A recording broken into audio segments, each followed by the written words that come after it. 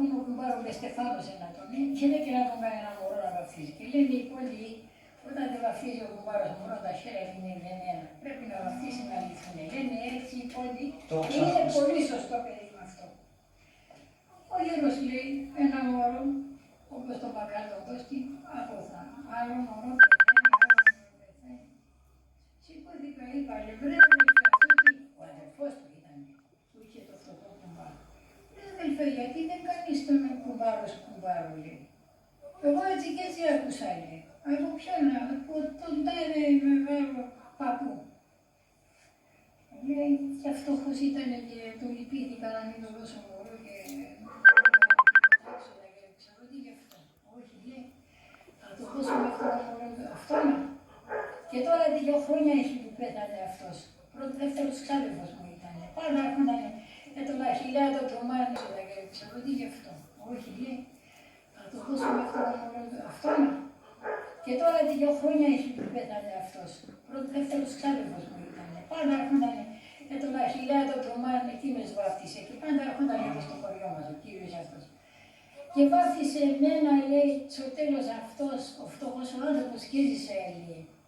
Και αυτός είπε τον παππού αυτή την παραβολή και τον Πακάλο τον Κώστη και αυτόν άκουσε και τότε έδωσε τα παιδιά των αδελφών μας. Αυτό είναι πολύ σωστό. Είναι αλήθεια. Σε όλους του λέω, όσοι έρχονταν και λένε, αχ, λέει, τώρα πρώτη φορά άκουσα αυτό το πράγμα. Αυτό είναι πολύ σωστό. Αλλά τώρα, παιδιά, δεν είναι. Τα μωρά δεν πεθαίνουν έτσι. Παλιά πεθαίνανε. Παλιά πεθαίνανε. Πολλοί πεθαίνανε τα μωρά. Δεν πεθαίνανε, ήταν γιατρός.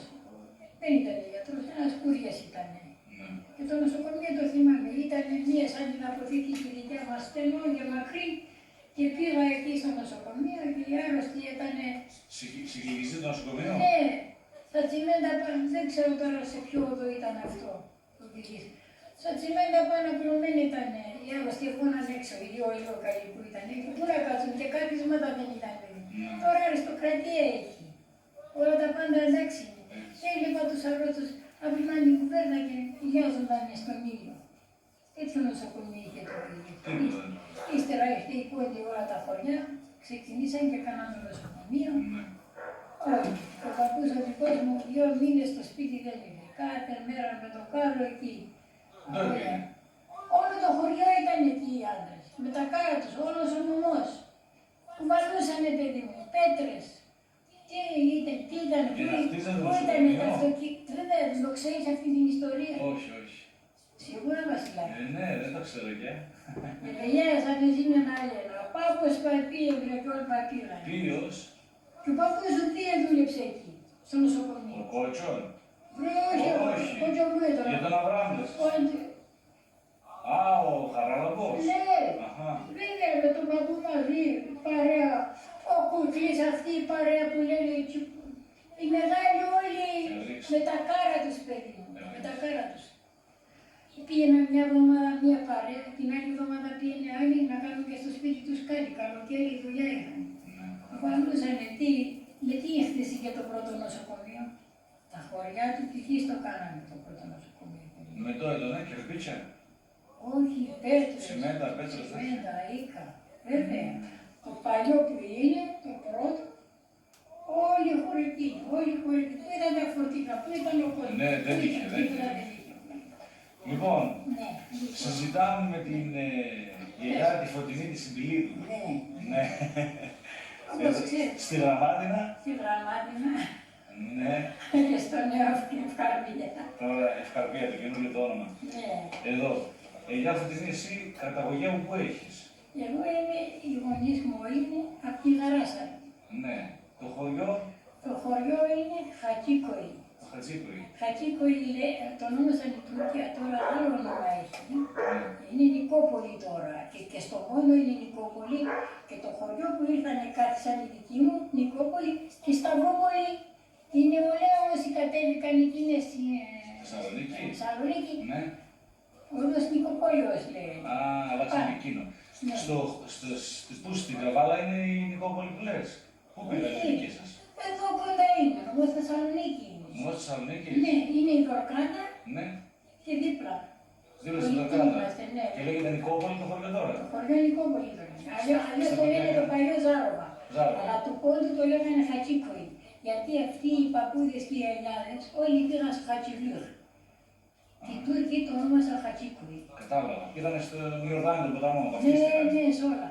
Χατζίτες. Και βάφτισαν εκεί παιδιά εκεί, όταν ήταν στον πόντο τους Ναι. ακόμα.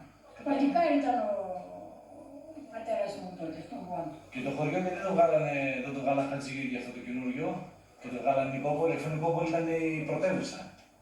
Και Ο νομός. ο νομός ήταν και του νομού έβαλαν ύστερα. Ο Θεός μου είπε, εμείς θα φύγουμε μια φορά στην Ελλάδα, θα φύγουμε στις Νικόπολης του νομού μας, θα βγάλουμε και στο χωριό. Το βάλανε.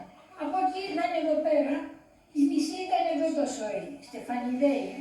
Στεφανιδέη. Ναι, Στεφανιδέη είμαστε. Ήταν αυτός ο φούρνος που έγινε κάτω, ήταν δάσκαλος. Και αν ξέρεις τον γάμο του Διακολίνη που λένε, τον αστυνομικό, δεν το ξέρει. Θεσσαλονίκη είναι, πάει να πάει και έρχεται συντάξει, όπως είναι εδώ. Η μάνα του ήταν δασκάλα. Και εκείνος ήταν δάσκαλος, τα δύο αδέρφια, σπούδασαν στην Κωνσταντινούπολη. Είχαν δύο αδέρφια στην Παπαδιά και τη Μάρθα, εδώ κάτω που είδανε. Πώς ήταν αυτές οι μύες σήμερα, αυτός τα βάλει. Και με αυτούς ξεκίνησε. Αυτοί οι μισοί έμειναν εδώ και οι μισοί πήγαν εκεί, στο χωριό. Μετά, ο πατέρας μου όταν ήρθε, του είπε, σε αυτόν πήγαν και έμαθανε γράμματα, δάσκαλα στο χωριό του ήταν όλοι. Γιατί οι μισοί έμειναν εδώ πάνω του μάνα πάνω και του κλίματο που λέγανε αυτοί και που έχουν τα ξενοδοχεία αυτοί όλοι, ήταν από ένα χωριό. Πόντι η μισή στο χωριό την Νικόπολη, τη μισή είναι στην Ευκαρπία. Τώρα όλοι φύγανε, παιδί μου, για υπαλλήλοι. Τώρα οι γονείς σου, ποιοι ήτανε? Ο γονείς μου είναι ο Παύλος ο Στεφανίδης και η Σόνια. Ο πατέρας μου, όταν οι Τούρκοι πήραν το θείο μου, τον αδελφό του, ναι, Φαντάρο, οι Τούρκοι, και αυτός ο Γιώργος που λέει ο Παρπατάσος, ναι. είχε έναν αδελφό, με το θείο μου μαζί ήταν σε ένα λόγο. Αυτός έπαιζε λύρα. Ναι. Οι Τούρκοι, αν δεν ήξερε καλή λύρα, Λύρα λέτε εσείς ή λούρα? Κεμικές. Ναι, αλλά οι γαρασαρές πώς λένε? Εμείς κεμικέ δεν λέγαμε. Έλατε και μεντζέ. Ναι, εκεί έτσι το έλεγαν οι πόντιοι. Κεμικέ λέγανε, γαρασαρά, σε γαράσα ήμασταν. Είστε ναι, αλλά εγώ έναν γαρασαρέ που έχω παππού εκεί στην Πλατανότοπο, στην Καβάλα, εκείνος παίζει και λύρα και ζορνάκι, χιλιάδι και από όλα τα γαβάλια όλα. Ναι, τη λύρα δεν λέει λύρα, λέει λούρα. Λούρα μα λέγανε, αλλά κεμικέ παλιά. Ναι. Κεμικέ οι Τούρκοι τα λέγανε. Έτσι. Ναι. Έτσι. Τούρκους κεμικέ, παίρνει κεμικέ. Τώρα οι πρώτοι πάλι είναι εδώ, κεμικέ λένε. Ναι, πώς βέβαια. Λύρα, ναι. Έπαιζε λύρα. Όλοι είχαν τις λύρες. Και αυτός ο Παρπατάσος ο Γιώργος έπαιζε λύρα. Οι Τούρκοι τον δίνανε και το λέει. Ο θείος μου και ο αδελφός του. Απ' την πείνα πέθαναν. Στο στρατό. Στο στρατό το τουρκικό. Οι Τούρκοι τους είχαν. Αφού στην Τουρκία μέσα ήταν, Ήρθε ένας φίλος του και λέει Πάσχα Αναστάση, έτσι, το Γιώργο. Τι είναι, εσύ δεν μου λες καλά πράγματα. Καλό χαπάρι δεν με θέλεις. Λέει, τι να σε πω, έλα, λέει, βοήθησε, λέει, γιατί οι γείτονες μου ήταν και τους λυπήθηκα, λέει. Ο αδελφός σου, λέει, και ο Βασίλης ο Στεφανίδης, λέει, πέθανανε κάτω σε ένα δέντρο αγκαλιασμένοι, λέει.